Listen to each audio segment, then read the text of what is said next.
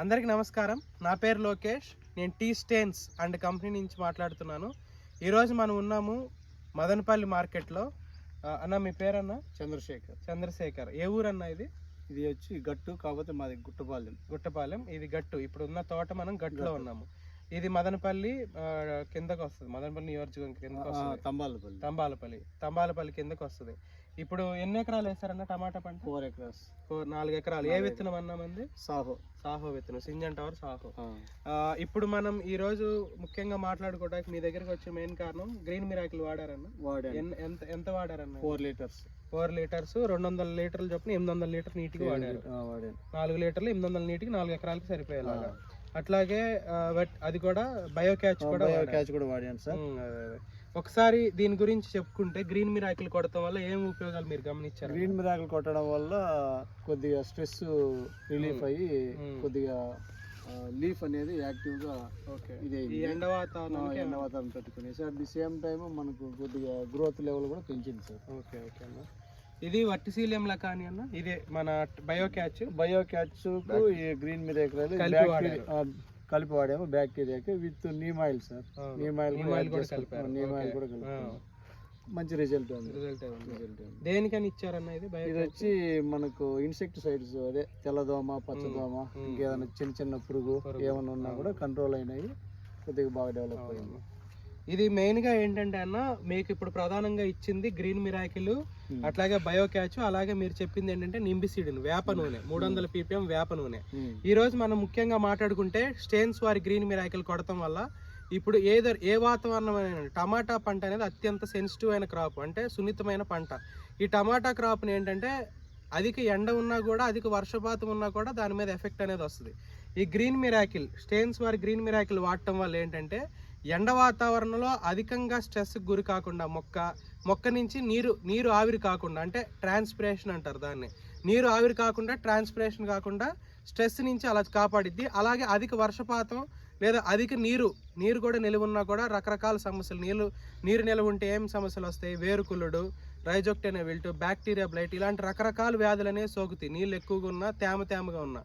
ఇదేంటంటే పంట మొత్తం మీద స్టేన్స్ గ్రీన్ మిరాకిల్ కొట్టిన వెంటనే, పైపాటుగా స్ప్రే చేసిన వెంటనే పంట మీద మొత్తం మీద ఒక పొరలాగా ఏర్పడిద్ది. ఈ పొరలాగా ఏర్పడటం ఏంటంటే అధిక ఎండ వాతావరణం, అధిక ఉష్ణోగ్రతలు ఉన్నా, అలాగే ఎక్కువ వర్షపాతం ఉన్నా కూడా ఈ విల్ట్ నుంచి, ఇలాంటి రకరకాల అధిక స్ట్రెస్ నుంచి, వేడి వాతావరణం నుంచి, అలాగే అధిక నీరు నిలిచినా కూడా, తేమ శాతం ఎక్కువ ఉన్నా కూడా పంట రోగాల బారిన ఎక్కువగా పడిద్ది.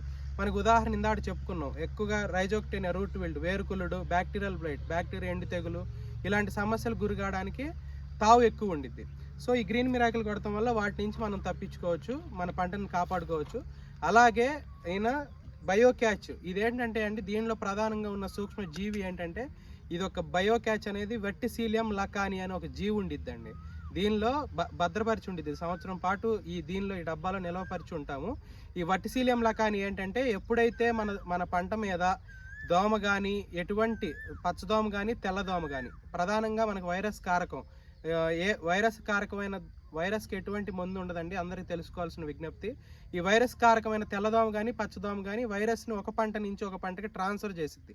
ఈ తెల్లదోమ అనేది వైరస్ని ఈ పాదు నుంచి ఈ పాదుకి, ఈ పాదు నుంచి అటు ఇటుకి ట్రాన్స్ఫర్ చేసిద్ది. ఈ తెల్లదోమను మనం కంట్రోల్ చేయడానికి బయోలాజికల్గా, పురుగు మందులతో కాకుండా బయోలాజికల్ కంట్రోల్ చేయడానికి ఈ బయోక్యాచ్ అనేది వాడతాం. దీనిలో ఉన్న వెర్టిసీలియం లకాని ఏంటంటే, ఎప్పుడైతే పురుగు మీద పడంగానే, ఒకవేళ లేదా పంట మీద పడంగానే, పురుగు ఒకవేళ వచ్చే అటాక్ అయినా, లేకపోతే పురుగు ఆల్రెడీ ఉన్నా కూడా, పురుగును అనేది ఈ వెర్టిసీలియం లకానిలో ఉన్న జీవి పురుగును తినేస్తుందండి. పురుగు మందులు అన్నీ ఏంటంటే విషం పెట్టి పురుగును చంపుతాం పురుగు మందుల్లో. ఈ వెర్టిసీలియం లకాని బయోక్యాచ్, స్టేన్స్ వారి బయోక్యాచ్లో ఈ వెర్టిసీలియం లకాని పురుగును లోపలికి వెళ్ళి దాన్ని ఆహారంగా తీసుకుని చంపేస్తుంది. కాబట్టి ఈ బయోక్యాచ్ అనేది ఇలా ఉపయోగపడుతుంది, అటు పచ్చదోమకిను తెల్లదోమకి.